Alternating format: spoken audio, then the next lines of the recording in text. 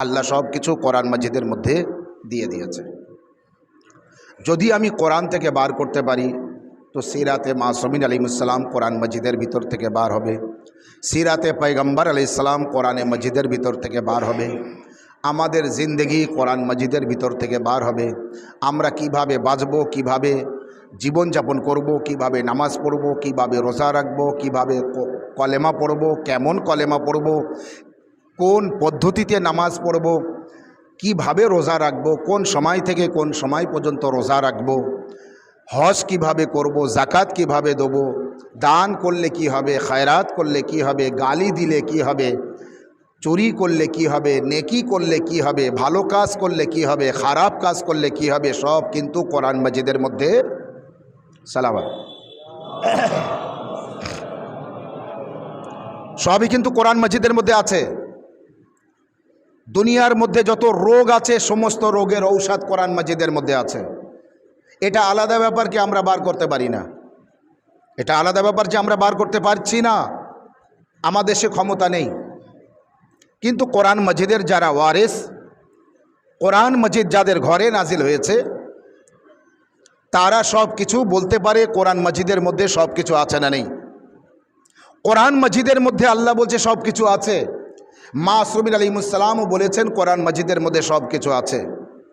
তো সিরাতে মাসুমিন আলাইহিসসালাম কোরআনে মাজিদের মধ্যে আছে, সিরাতে পয়গম্বর কোরআনে মাজিদের মধ্যে আছে, আমারও আপনার দয়ার নবীর জীবনী কোরআন মাজিদের মধ্যে আছে, তিনি কেমনভাবে ইসলাম প্রচার করেছে কোরআন মাজিদের মধ্যে আছে, আল্লাহ কিভাবে কায়নাতকে সাজিয়েছে কোরআন মাজিদের মধ্যে আছে, আসমানের ইলম কোরআন মাজিদের মধ্যে আছে, জমিনের ইলম কোরআন মাজিদের মধ্যে আছে, চন্দ্রের ইলম কোরআন মাজিদের মধ্যে আছে, সূর্যের ইলম কোরআন মাজিদের মধ্যে আছে, জিনের ইলম কোরআন মাজিদের মধ্যে আছে, মানুষের ইলম কোরআন মাজিদের মধ্যে আছে, জান্নাত জাহান্নাম আছে এটাও কোরআন মাজিদের মধ্যে আছে। যা কিছু দুনিয়ার মধ্যে আছে, জিন বলুন, ফেরেশতা বলুন, মালাক বলুন, মানুষ বলুন, আসমান বলুন, জমিন বলুন, চন্দ্র সূর্য বলুন, হাওয়া বাতাস বলুন, আলো অন্ধকার বলুন, যা কিছু সব কোরআনে মাজিদের মধ্যে আছে। যে কোরআন শরীফকে আল্লাহ নাজিল করেছে তার পয়গম্বরের সিনায়, আমারও আপনার নবীর কলবে সেই কোরআনে মাজিদকে আল্লাহ অবতীর্ণ করেছে। কোরআন মাজিদ কিন্তু পাহাড়ের উপরে নাজিল হয়নি, কোরআন মাজিদ কিন্তু আরবের কোনো একটি পাহাড়ে নাজিল হয়নি, মক্কার কোনো একটি পাহাড়ে নাজিল হয়নি, কোরআন মাজিদ কারোর ঘরে নাজিল হয়নি, কোরআনে মাজিদ মাটিতে নাজিল হয়নি, কোরআনে মাজিদ সমন্দরে নাজিল হয়নি, কোরআনে মাজিদ পাহাড়ে নাজিল হয়নি, কোরআনে মাজিদ মাটিতে নাজিল হয়নি, কোরআনে মাজিদ কোনো গুহায় নাজিল হয়নি। কোরআনে মাজিদকে আল্লাহ নাজিল করেছে তার হাবিব, তার নবী, তার দোস্ত, তার বন্ধু পয়গম্বর ইসলাম, যিনি আখেরি নবী, জানার কলেমা না পড়লে মুসলমান হওয়া যায় না, যার কলেমা পড়ে আমরা মুসলমান, সেই নবী মুহাম্মদে মুস্তাফা সাল্লাল্লাহু আলাইহি ওয়া আলিহি ওয়াসাল্লামের কলবে কোরআনে মাজিদকে অবতীর্ণ করেছেন। তাহলে বোঝা গেল কোরআনে মাজিদের মধ্যে যা আছে, দুনিয়ার মধ্যে যা আছে, দুনিয়ার মধ্যে সারা পৃথিবীর মধ্যে যা আছে তা সব উত্তর দেন, তা সব কোরআনে মাজিদের মধ্যে আছে। আর কোরআনে মাজিদের মধ্যে যা আছে সব আমারও আপনার আখেরি নবীর মধ্যে আছে। বাস এই বিশ্বাসটা আনার জন্য আমি কিন্তু এখান থেকে এসেছি। যাদের মধ্যে এই বিশ্বাস নেই, তারা কোথায় জন্ম হয়েছে, কোথায় মৃত্যু হবে, তাদের আকীদা কি, তাদের বিশ্বাস কি আমার বলার দরকার নেই। কিন্তু আমাদের বিশ্বাস, আমাদের ঈমান, আমাদের আকীদা কলবে পয়গম্বর, পয়গম্বরের কলবে, পয়গম্বরের সিনায় যখন কোরআন নাজিল হয়েছে, তো কোরআনের মধ্যে যা আছে তা আমারও আপনার নবীর মধ্যে আছে। আরও পরিষ্কার করে বলি, কোরআন যতটা ওজন তার থেকে বেশি ওজন আমারও আপনার নবী। কোরআনের যত ক্ষমতা আছে, যত পাওয়ার আছে, তার থেকে বেশি পাওয়ার, তার থেকে বেশি ক্ষমতা আমারও আপনার নবীর মধ্যে আছে। কারণ বড় একটি পাথরকে ছোট পাথরের উপরে ফেলে দেন, সে ভেঙে যাবে, কিন্তু ছোট্ট পাথর বড় পাথরের উপরে ফেলুন, তার আঘাত আসবে না, সে কিছু জানতেই পারবে না। ঠিক এমনই আল্লাহ বলেছে, কোরআনকে পাহাড়ে নাজিল করলে পাহাড় চূর্ণ বিচূর্ণ হয়ে যেত, মাটিতে নাজিল করলে মাটি দুটো ফাঁক হয়ে যেত, ভাগ হয়ে যেত, সমন্দরে নাজিল করলে সমন্দরের পানি শুকনো হয়ে যেত। তাহলে কোরআনের ওজন কত, কোরআন কত শক্তি, কোরআন কত ক্ষমতা রাখে, কোরআন কত পাওয়ারফুল। সেই কোরআনে মাজিদ যখন আমারও আপনার নবীর সিনায় নাজিল করেছে, আর রসুলুল্লাহর কিছু হয়নি। তার মানে রসুলুল্লাহর কাল্ব কত শক্ত, রসুলুল্লাহর কাল্ব কত মজবুত আছে। সেই পয়গম্বরে ইসলাম তিনি নূরের, সে পয়গম্বর ইসলাম আমারও আপনার মতো খাকি না, মাটির না, আমাদের মধ্যে নূর নেই, আমরা নূরের না, কিন্তু পয়গম্বর ইসলাম নূরের। তিনি নিজেই বলেছেন আনা ওয়া আলিউন মিন নূরিন ওয়াহিদ, আমি আর আলী একই নূরের সৃষ্টি। তিনি যদি নূরের না হতেন তাহলে কেন বলতেন যে আমি আর আলী একই নূরের সৃষ্টি? সালাওয়াত মুহাম্মদ ওয়া আলি মুহাম্মদ। এবং রসুলুল্লাহ নূরের তার প্রমাণ, আলো যেমন, আলো যেখানে থাকবে, পিছনটা যদি আমি আটকে দেই তো পিছনে আর আলো যাবে না, তাহলে আলোটা কোন দিকে যাবে? যেদিকে আটকানো নেই সেই দিকে যাবে না, যাবে না? যদি চারিধারে, এখানে এই ল্যাম্প জ্বলছে, এর চারিধারে আটকানো নেই তো চারিধারে আলো যাচ্ছে, কিন্তু যদি কোনো দিকে আটকানো থাকে তাহলে সেদিকে আলো যাবে না। এ হচ্ছে জ্যোতি। সেই নূরকে বোঝার জন্য আমি এই জ্যোতিকে দিয়ে বোঝাচ্ছি, কিন্তু এর যদি পিছনটা আটকানো থাকে তো সেই দিকটায় আলো যাবে না, যেদিকে আটকানো থাকবে সেদিকে জ্যোতি যাবে না। আমাদের চোখে দুটো জ্যোতি আছে, আমাদের চোখ দুটো নোক্তা টাইপের আছে যার মাধ্যমে আমরা দেখি, কিন্তু আমার পিছনে কি আছে আমি দেখতে পাবো, কিন্তু আমার সামনে যা আছে আমি সব দেখতে পাবো না, পাবো না? আমি কিসের মাধ্যমে দেখি? আমার বুকের মাধ্যমে না, আমার হাতের মাধ্যমে না, আমার চেহারার মাধ্যমে না, আমার মাথার মাধ্যমে না, আমার বডির মাধ্যমে না, আমি দেখি তো আমার চোখের মাধ্যমে। ওই যে দুটো চোখ আছে, তাও পুরো চোখ না, কিন্তু চোখের ভিতরে আমরা যেটাকে মনি বলি, তার মাধ্যমে আমরা দেখছি। তার ভিতরে ছোট্ট একটা শস্যের দানার মতো একটা পুটুলি আছে, দেখবেন, তার মাধ্যমে কিন্তু আমরা দেখি।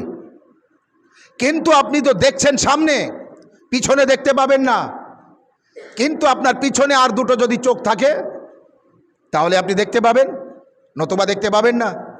এই হচ্ছে আমাদের আর নূরের মধ্যে পার্থক্য। রসুলুল্লাহ নূরের তার প্রমাণ, আর আমরা নূরের না তার প্রমাণ। আমরা নূরের না, এই জন্য আমরা পিছনে দেখতে পাই না। আল্লাহর নবী নূরের কিনা তার প্রমাণ দেখুন। রসুলুল্লাহ সাল্লাল্লাহু আলাইহি ওয়া আলিহি ওয়াসাল্লাম নামাজ পড়ছিলেন, আর নামাজ পড়তে পড়তে রসুলুল্লাহর আগে নামাজিরা যারা নামাজ পড়ছিল তার ভিতরে এক ব্যক্তি ভাবল নেকির কাজে দেরি করতে নেই, তো আমি রুকুতে যেতে দেরি করব কেন, সেজদায় যেতে দেরি করব কেন?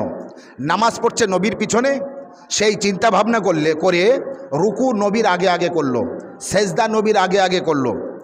রসুলুল্লাহ নামাজ শেষ করে সেই ব্যক্তির দিকে তাকিয়ে বললেন, পেশ ইমামের আগে যেতে নেই, নামাজ অত জলদি করতে নেই, তুমি কেন রুকু আগে আগে করেছো, তুমি কেন সেজদা আগে আগে করেছো?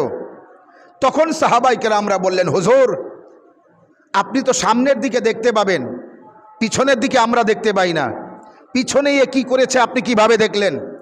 আল্লাহর নবী বললেন, এটাই তোমাদের আর আমাদের মধ্যে পার্থক্য, নুরি আর খাকির মধ্যে পার্থক্য এই যে তোমরা যেভাবে সামনে দেখতে পাও পিছনে দেখতে পাও না, আমরা নুরি, আমরা যেভাবে সামনে দেখতে পাই ওইভাবে পিছনেও দেখতে পাই। সালাওয়াত মুহাম্মদ ওয়া আলি মুহাম্মদ।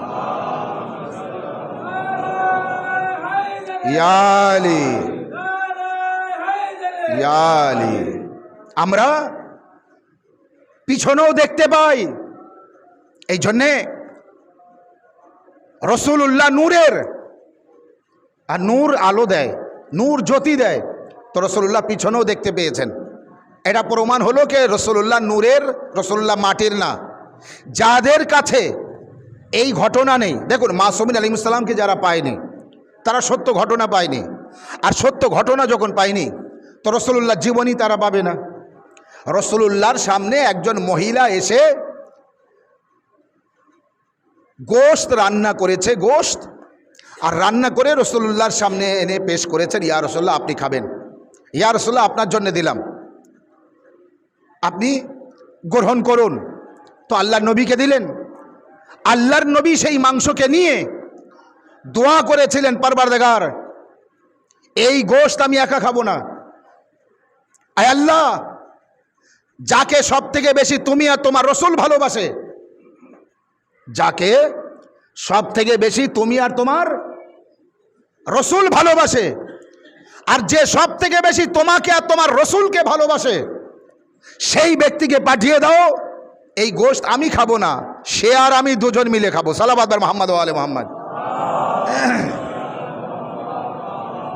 তাহলে বোঝা গেল আল্লাহর নবীর দোয়া, আয় আল্লাহ এই গোশত আমি একা খাবো না, আমার একজন সাথীকে পাঠাও, যাকে আমার সাথে নিয়ে আমি খাবো। সেই ব্যক্তিকে নাম বলেননি, সেই ব্যক্তির বৈশিষ্ট্য বয়ান করেছেন কি, যাকে তুমি আর তোমার রসুল বেশি ভালোবাসে, আর যে তোমাকে আর তোমার রসুলকে বেশি ভালোবাসে সেই ব্যক্তিকে পাঠাও, একসাথে সে আর আমি বসে খাবো। এই দোয়া করার পর সেই জায়গায় যখন দোয়া করেছিলেন, রসুল্লাহ ঘরের মধ্যে ছিলেন,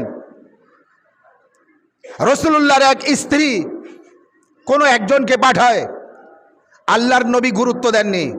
দ্বিতীয় জনকে পাঠায়, আল্লাহর নবী গুরুত্ব দেননি। অবশেষে মাওলা আলী আলাইহিস সালামকে পাঠায়।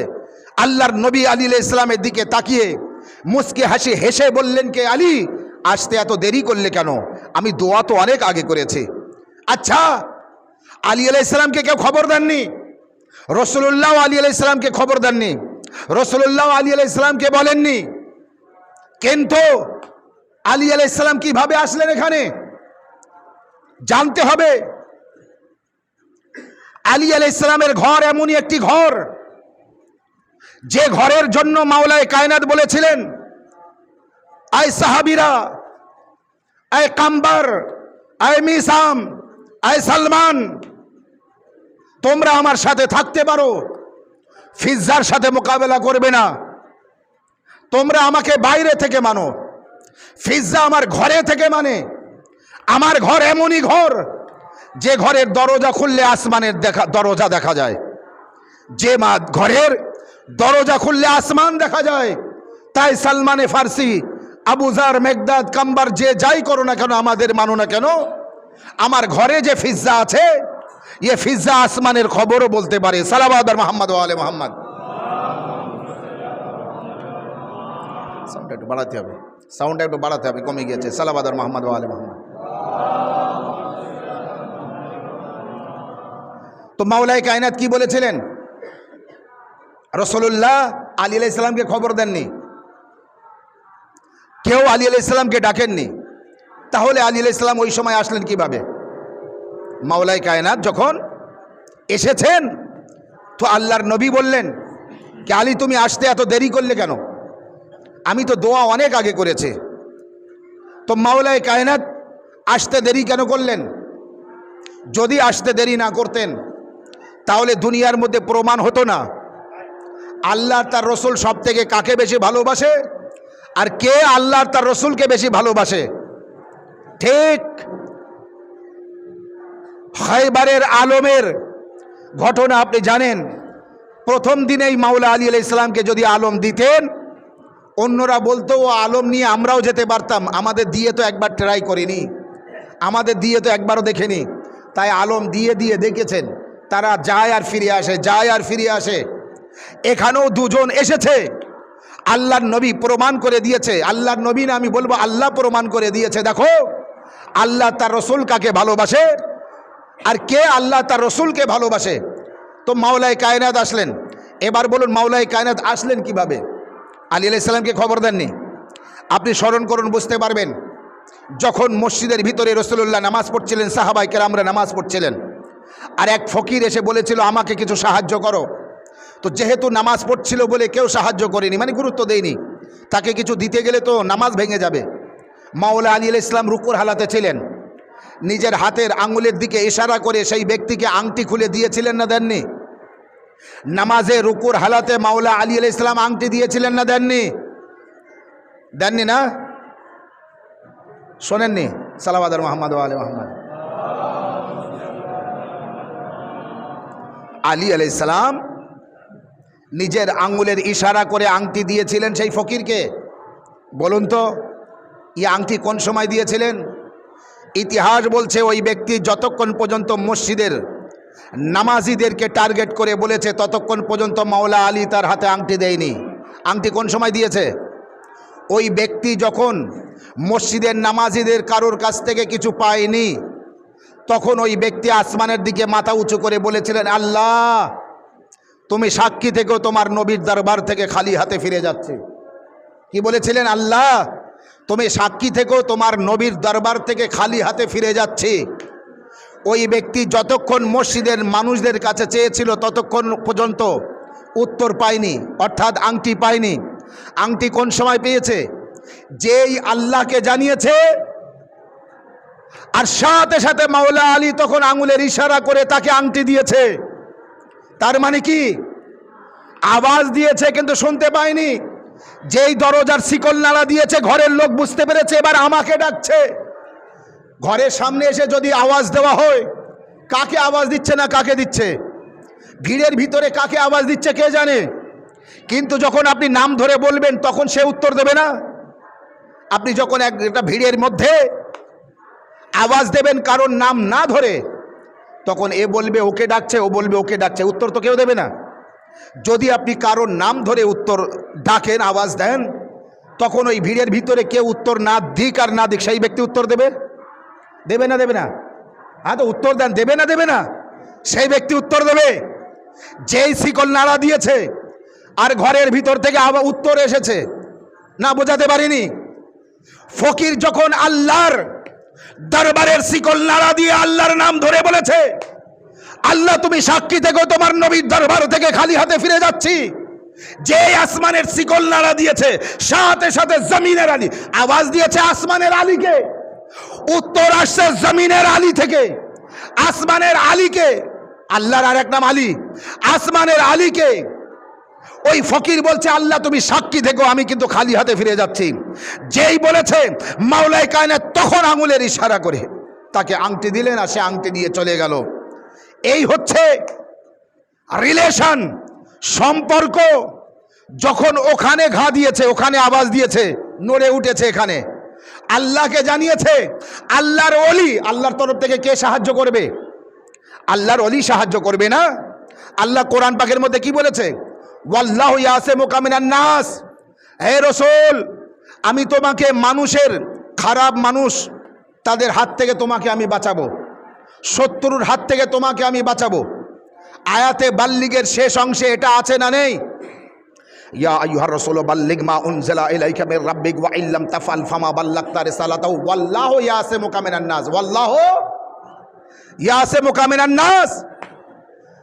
হে আমার হাবিব, খারাপ মানুষদের হাত থেকে তোমাকে আমি রক্ষা করব, শত্রুর হাত থেকে তোমাকে আমি রক্ষা করব। ভাইরা আমার, যারা এখানে বসে আছেন, দূরের মানুষ উত্তর দেখ না দেখ আপনি উত্তর দেন। আল্লাহ বলেছে না বলেনি, এই আমার রাসূল শত্রুর হাত থেকে তোমাকে আমি বাঁচাবো, শত্রুর হাত থেকে তোমাকে আমি রক্ষা করব।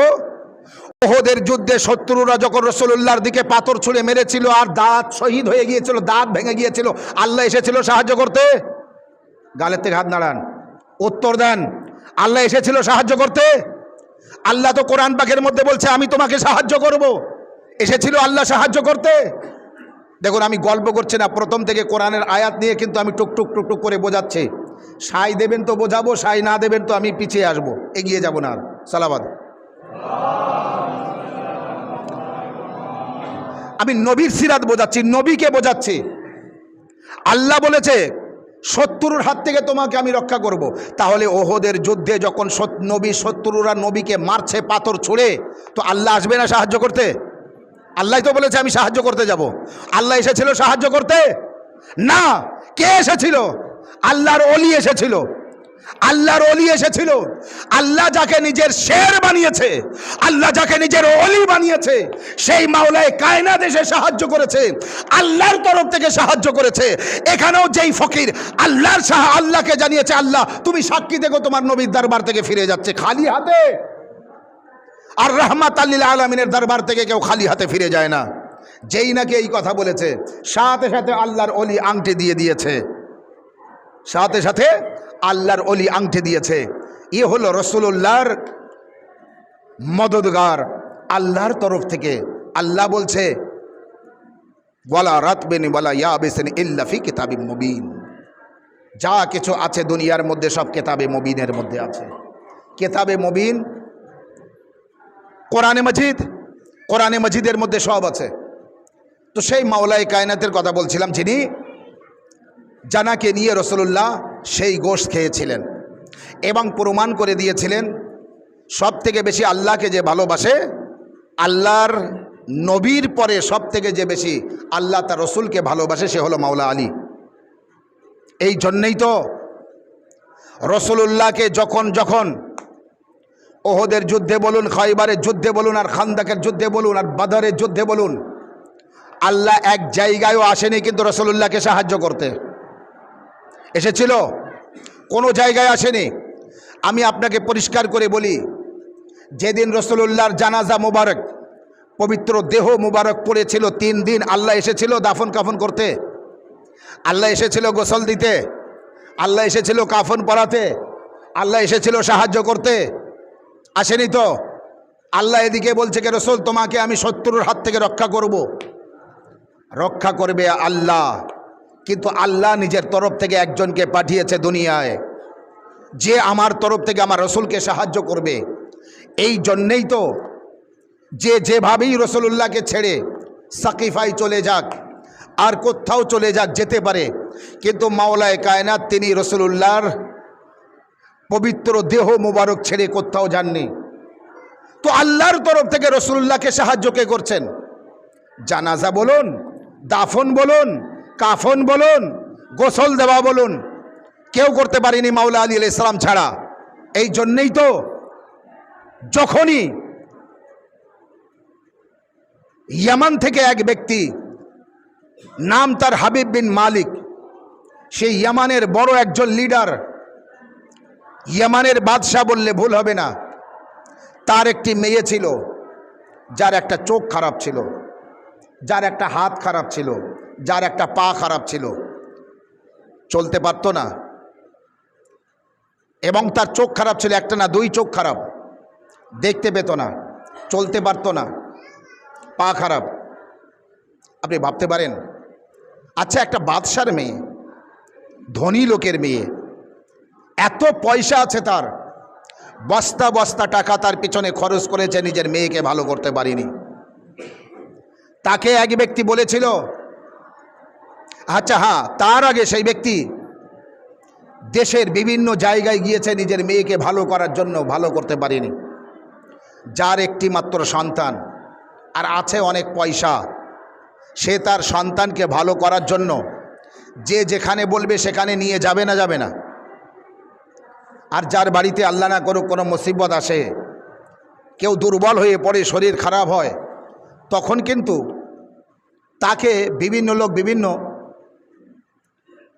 মত দিয়ে দেয়, প্রস্তাব দেয়, ওখানে নিয়ে যাও, এই ডাক্তারের কাছে নিয়ে যাও, ওই ডাক্তারের কাছে নিয়ে যাও, এই কবিরাজের কাছে নিয়ে যাও, এই দরগায় নিয়ে যাও, ওই দরগায় নিয়ে যাও, হয়তো তোমার সন্তান ভালো হবে।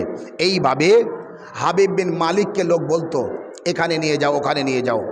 হাবিব বিন মালিক হিন্দুস্তানে পর্যন্ত এসেছিল নিজের মেয়েকে ঠিক করার জন্য, কোনো জায়গায় ঠিক হয়নি, কোনো জায়গায় তার মেয়েকে সে কামিয়াব হয়নি, তার মেয়েকে ঠিক করতে পারিনি। অবশেষে তার এক বন্ধু তাকে বলল, তুমি যদি তোমার মেয়েকে ভালো করতে চাও তো আমার মনে হয় তুমি মক্কায় চলে যাও, মক্কায় যাও, যেয়ে তোমার মেয়েকে 3 দিন ওখানে একটি দরগা আছে, পবিত্র স্থান আছে, ওখানে চলে যাও, যেয়ে তোমার মেয়েকে সেই দরগায় ফেলে দাও, দেখবে তোমার মেয়ে ভালো হয়ে যাবে। হাবিব বিন মালিক 20,000 সৈন্য নিয়ে, কত? 20,000 সৈন্য নিয়ে মক্কার পথে রওনা হলো।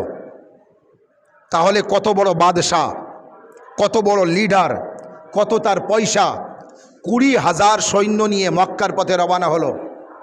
এর আগে কিন্তু এ খবর পেয়েছিল, মক্কায় একজন নবুবতের দাবি করেছে, নাম তার মোহাম্মদ, তার ভাষায় বলছে আমাদের আখেরি নবীর কথা তার কানে কেউ বলে দিয়েছে।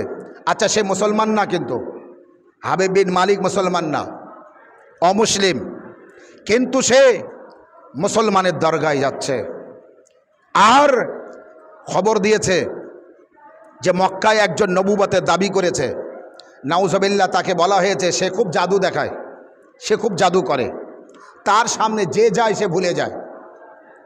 এ যখন মক্কায় পৌঁছাবে, এর 20,000 লস্কর নিয়ে হাবিব বিন মালিককে মক্কায় পৌঁছানোর আগে আবু জেহেলের খবর হয়ে গেল। আবু জেহেল যখন জানতে পারল যে আমার একজন সঙ্গী আসছে, আমার একজন সাথী আসছে, আমার ধর্মের একজন লোক আসছে, বড় লিডার বাদশাহ আসছে, মক্কার বাইরে যেয়ে অপেক্ষা করছিল কখন হাবিব বিন মালিক আসবে। হাবিব বিন মালিক 20,000 সৈন্য নিয়ে যখন পৌঁছালো, আবু জেহেল ওখানে পথ আটকালো। আটকানোর পরে বলছে, তুমি এখানে থাকো, তোমার খাওয়া দাবার ব্যবস্থা করছি, তোমার থাকার ব্যবস্থা করছি, তোমাকে আমরা স্বাগতম জানাচ্ছি, তুমি এসেছো, খুব ভালো হয়েছে। শোনেছ কি হয়েছে? মক্কায় একজন মোহাম্মদ নামে সে নতুন ধর্মের প্রচার করছে, আমাদের ধর্মের বিরুদ্ধে নতুন ধর্ম এনেছে, ইসলাম ধর্ম প্রচার করছে, নাম তার মোহাম্মদ। সে বড় জাদু জানে, তার কাছে যে যায় সে কলেমা না পড়ে আসতে চায় না, যার তার কাছে যে যায় সে ইমানদার না হয়ে ফিরে আসে না। সালাবাত মোহাম্মদ ওয়া আলে মোহাম্মদ।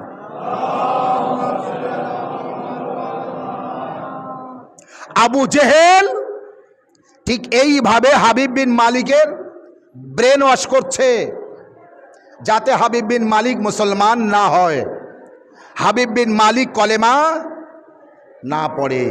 তাই হাবিব বিন মালিককে বোঝাচ্ছে, বোঝাতে বোঝাতে একবার হাবিব বিন মালিক বলল, ঠিক আছে আমি যাচ্ছি না।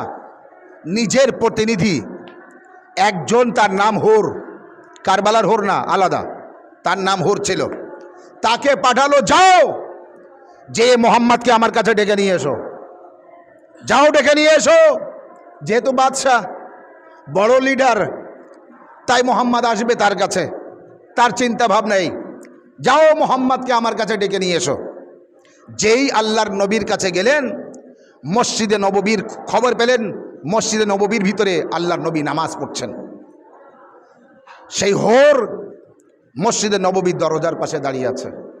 রাসূলুল্লাহ নামাজ শেষ করে যখন একজন বললেন কি হুজুর আপনার সাথে একজন দেখা করতে এসেছে, আল্লাহর নবী মসজিদের বাইরে আসলেন, দরজার মুখে আসলেন। আসার পরে বলছে, ভাই হোর কেমন আছো, ভালো আছো? তখন এই ব্যক্তি বলছে, আপনি আমার নাম কিভাবে জানলেন?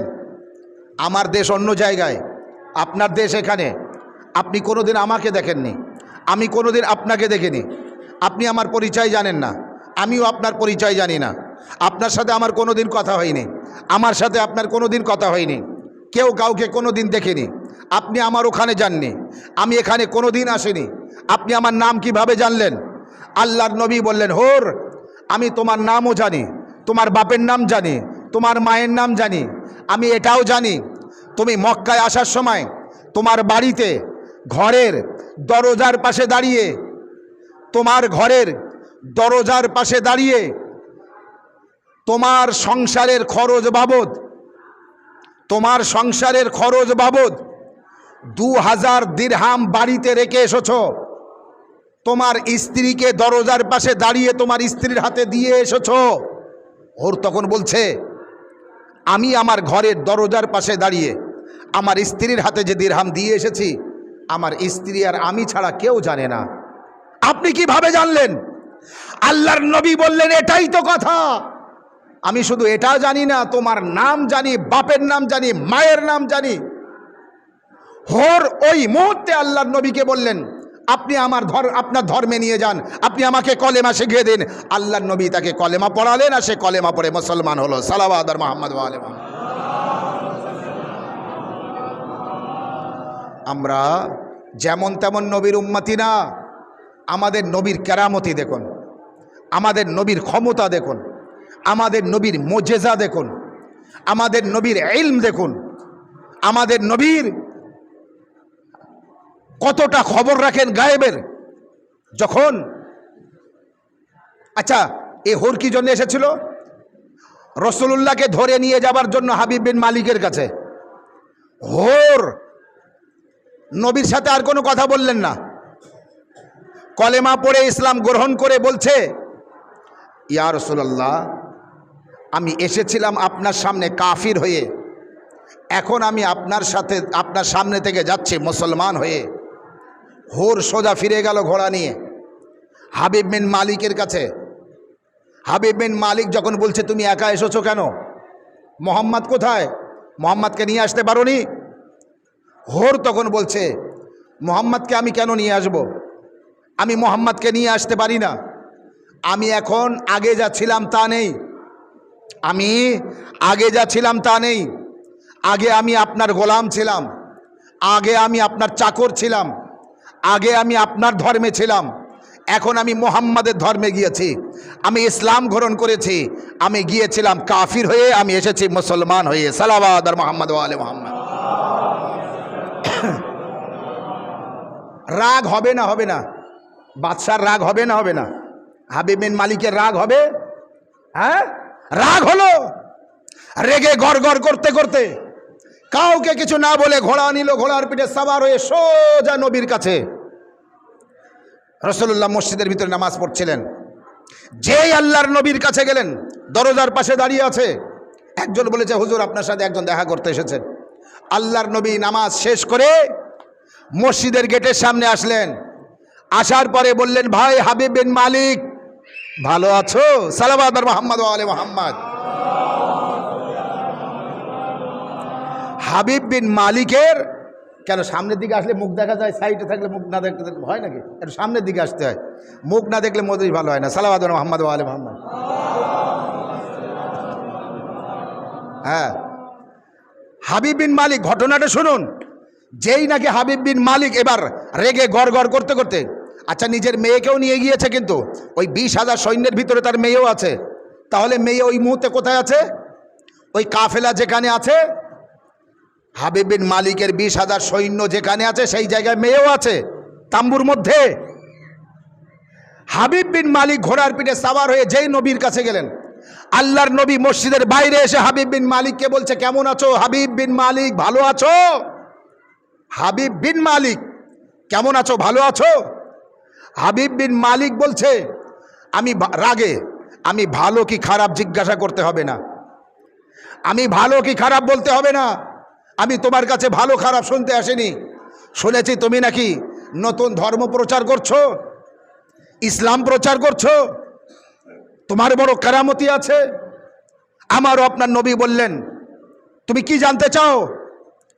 তো বলে তোমার কত কেরামতি, তুমি একটা কেরামতি, একটা মুজিজা দেখাও, একটা অলৌকিক ঘটনা আমার সামনে দেখাও, তারপরে আমি জানবো তুমি শেষ নবী, তারপরে আমি জানবো তুমি মুহাম্মদুর রাসূলুল্লাহ, তুমি আল্লাহর নবী, আল্লাহর পয়গম্বর, আল্লাহর মেসেঞ্জার। আমি তখনই জানবো যখন তুমি অলৌকিক ঘটনা দেখাবে, যখন তুমি মুজিজা দেখাবে।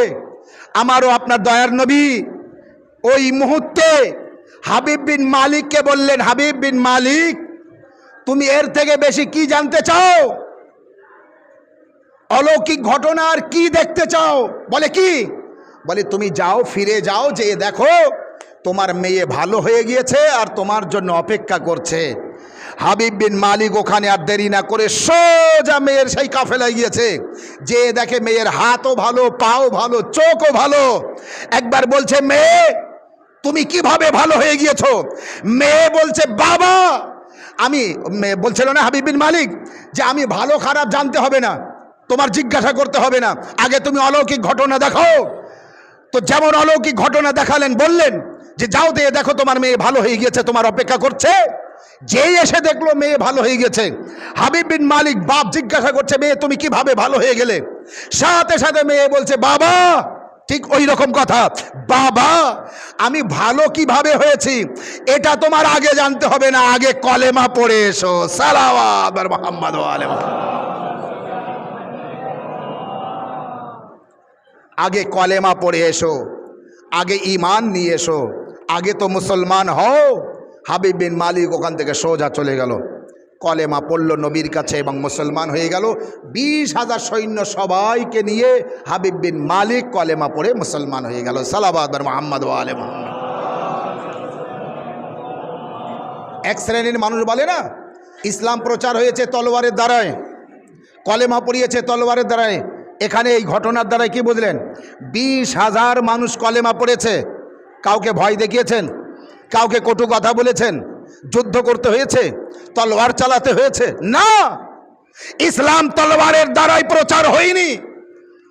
যারা সঠিক ইসলাম পায়নি তারা এই কথা বলবে, যারা 14 মাসুমিন আলাইহিস সালাম পায়নি তারা এই কথা বলবে, যারা সিরাতে পয়গম্বর জানে না, সিরাতে পয়গম্বর জানে না, যারা সিরাতে নবী জানে না, যাদের কাছে নবীর আখলাক, নবীর ব্যবহার, নবীর চরিত্র, নবীর সিরাত নেই, তারা ওই কথা বলতে পারে।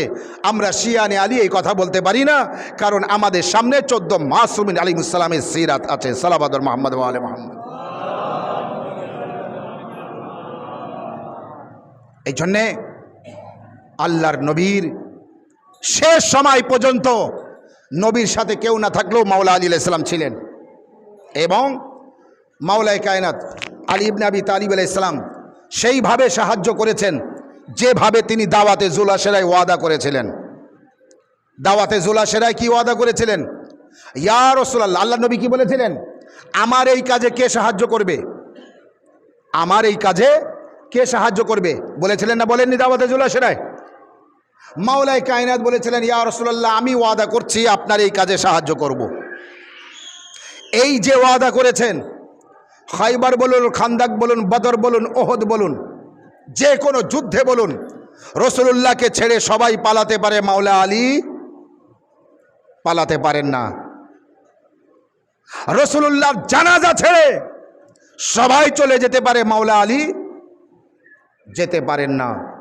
এই জন্যই তো রাসূলুল্লাহর জানাজায় নবী যখন শাহাদাতের কয়েক মাস আগে হজ করে ফিরছেন, 1,25,000 থেকে 30,000 হাজি তানার সামনে, তার মানে লক্ষ লক্ষ মুসলমান। আর সেই নবীর জানাজায় 50টাও লোক হয়নি, সেই নবীর জানাজায় 40টাও লোক হয়নি, সেই নবীর জানাজায় 30টাও লোক হয়নি, সেই নবীর জানাজায় 20টাও লোক হয়নি। আল্লাহু আকবার। এর থেকে বড় আফসোস ইসলামের ভিতরে এই যে সন 61 হিজরিতে যেভাবে নবীর নাতি ইমাম হুসাইন আলাইহিস সালামকে শহীদ করেছে, এ ষড়যন্ত্র অনেক আগে থেকে রাসূলুল্লাহর জামানায় শুরু করেছে, এবং যেই নাকি রাসূলুল্লাহ চোখ বন্ধ করেছেন, সাথে সাথে তারা বদলা নিতে শুরু করেছে। বদলা তো এমন বদলা নিল, স্বয়ং নবীর জানাজায় পর্যন্ত শরীক হয়নি। আপনি শুনেছেন রাসূলুল্লাহর ওয়াফাতের 3 দিন পরে দাফন হয়েছে। কি কারণে 3 দিন পরে দাফন হবে?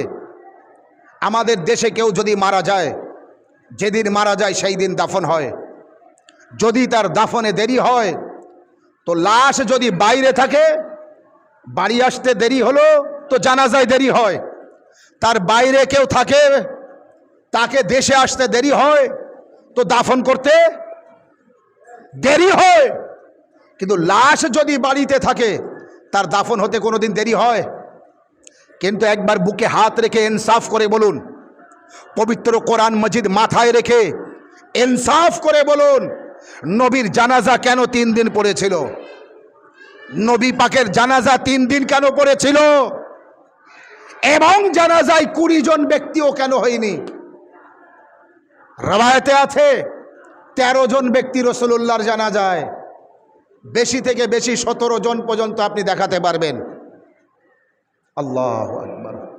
17 জন, আমি 13 জন ছেড়ে দিলাম, 14 জন ছেড়ে দিলাম, 15, 16 ছেড়ে দিলাম, 17 জন, এর বেশি দেখাতে পারবেন না। কি হতে পারে?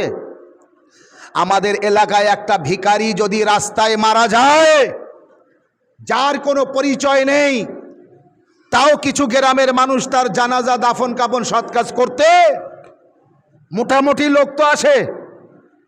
হ্যাঁ ভাই, আল্লাহু আকবার।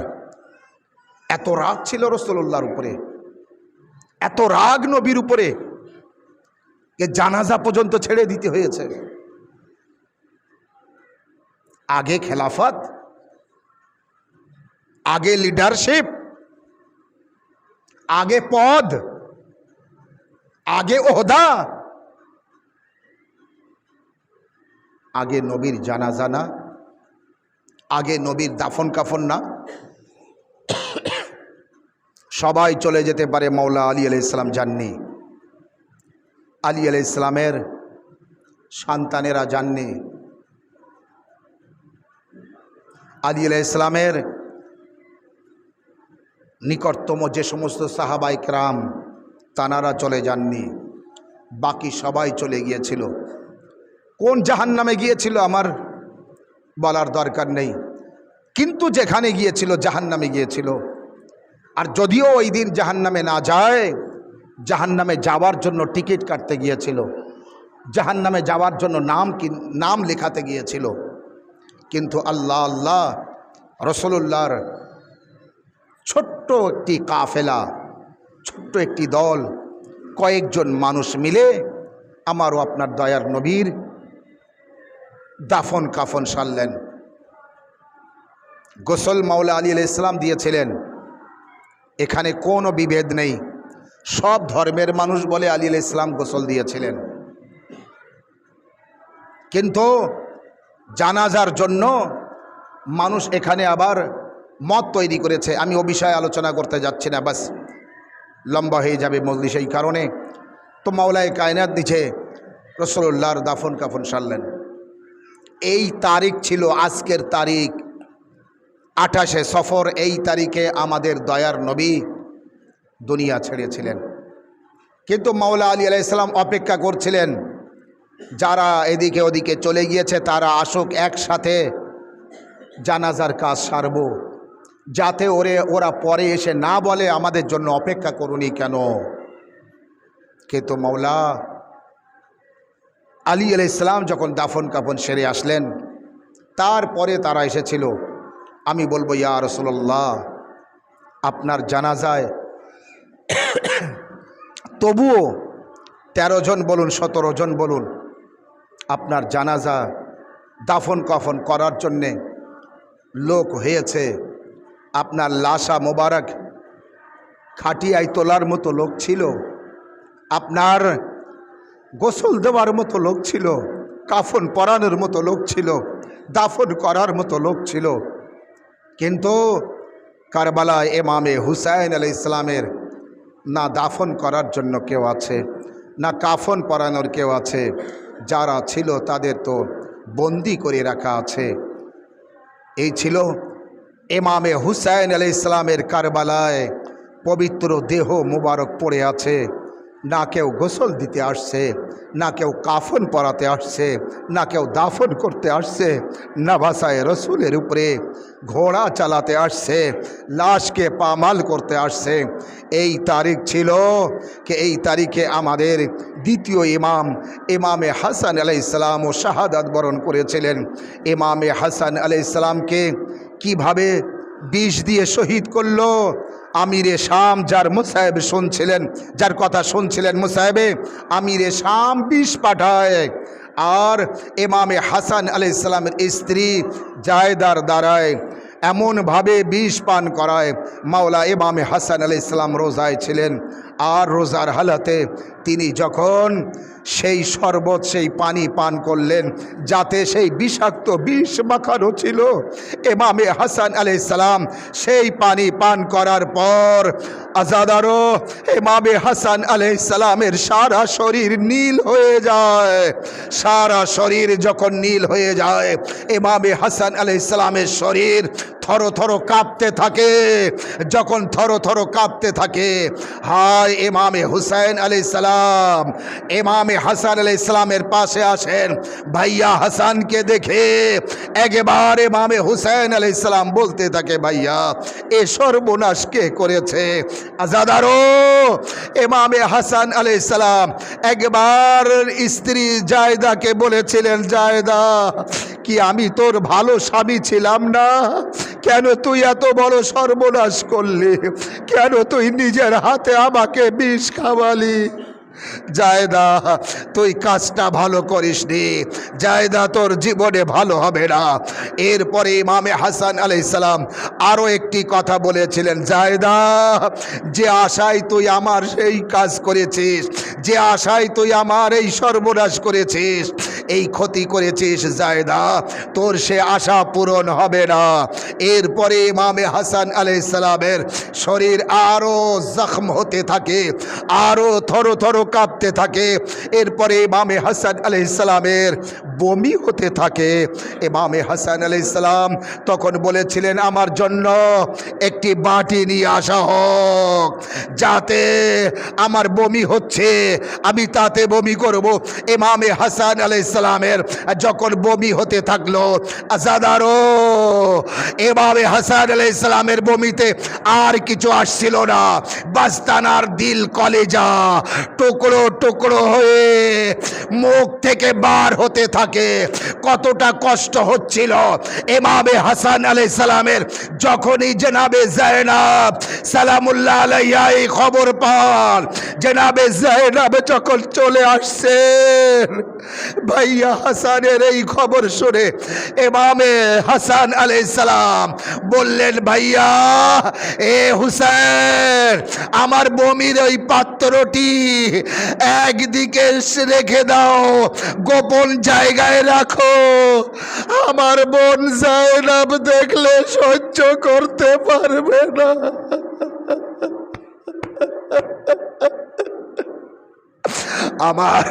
আমার বোন যায়েনব যেন না দেখতে পায়। হাজ রুকবাল আল্লাহ ইমামে হাসান আলাইহিস সালাম, হায় ইমামে হাসান আলাইহিস সালামের জানাজা ইমামে হাসান আলাইহিস সালামের শরীর থেকে যখন কলেজা টুকরো টুকরো হয়ে বার হয়, হাসান আলাইহিস সালামের ছেলে হযরতে কাসিম, ছোট্ট কাসিম এসে দেখে। ওই দিন মনে হয় কাসিম মনে মনে কসম খেয়ে নিয়েছিলেন, বাবা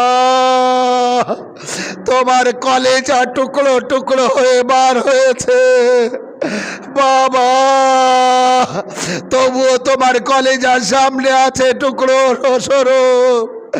আমি কারবালায় এমন শাহাদাত বরণ করব, 500 ঘোড়ার পায়ে আমার লাশা পামাল করবে, আমার লাশের টুকরো জমিনে কারবালায় পড়ে থাকবে। ইমামে হাসান আলাইহিস সালাম এরপরে যা ওসিয়াত করার করলেন, করার পরে একবার আমাদের দ্বিতীয় মা ফাতেমা জাহরার বড় সন্তান ইমামে হাসান চোখ বন্ধ করলেন, ইমামে হুসাইন পড়তে থাকে ইন্না লিল্লাহ ওয়া ইন্না ইলাইহি রাজিউন। হাজরুকুমাল আল্লাহ, আল্লাহ যেন কোনো কষ্ট না দেয় আপনাদের আহলে বাইতের কষ্ট ছাড়া। আজাদারো মা ফাতেমা জাহরার ছেলের মুসাইব হচ্ছে, আমার আপনার চোখের পানি ফাতেমা জাহরার রুমালে থাকবে। হাসান আলাইহিস সালাম দুনিয়া ছেড়ে চলে গেলেন, ইমামে হুসাইন মাওলা হাসানকে গোসল দিলেন, কাফন পরালেন, লাশা জানাজা খাটিয়ায় তুলে নবীর কবরের পাশে কবর দিতে নিয়ে যাচ্ছে। সামনে একদল ব্যক্তি তীর নিয়ে দাঁড়িয়ে আছে, নবীর কবরের পাশে দাফন হবে না। একবারে ভাবে হযরতে আব্বাস আলমদার বললেন, আমি সামনে আছি, কে বাধা দেয় দেখব। মাওলা হুসেন বললেন, আব্বাস আব্বাস আমরা যুদ্ধ করব না, ভাইয়াকে দাফন করব। হাজারো তারা মনে ভাবে তীর ছুড়ল ইমামে হাসানের শরীরে। সেই জানাজায় কোনদিন শুনেছেন খাটিয়ার জানাজা রাখা আছে, সেই জানাজায় তীর মারে।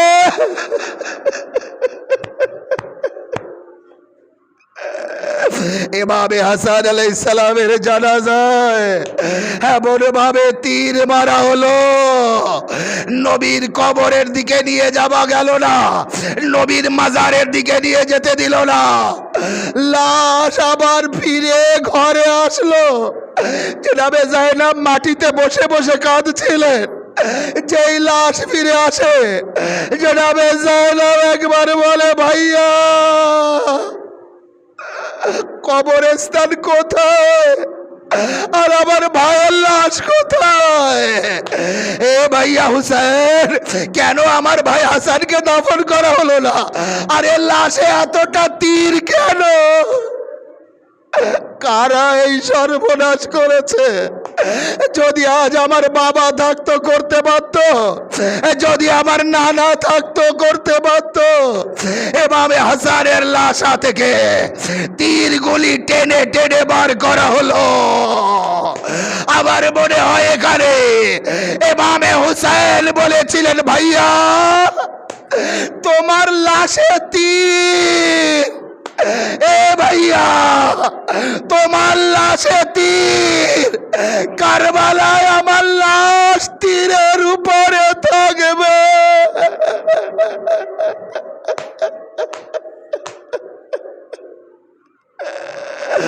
জান্নাতুল বাকিতে মা ফাতেমা জাহরার কবরের পাশে এভাবে হাসানকে দাফন করা হলো। ইন্না লিল্লাহি ওয়া ইন্না ইলাইহি রাজিউন। রিদান বিকাযাই ওয়া তাসলিমান লিআমরিহি ওয়া সায়ালামুল লাযিনা যালামু আইয়া মুনকালিবিন ইয়ানকালিবুন। পরবর্তীকার মজলিসে কবুল করে নিও।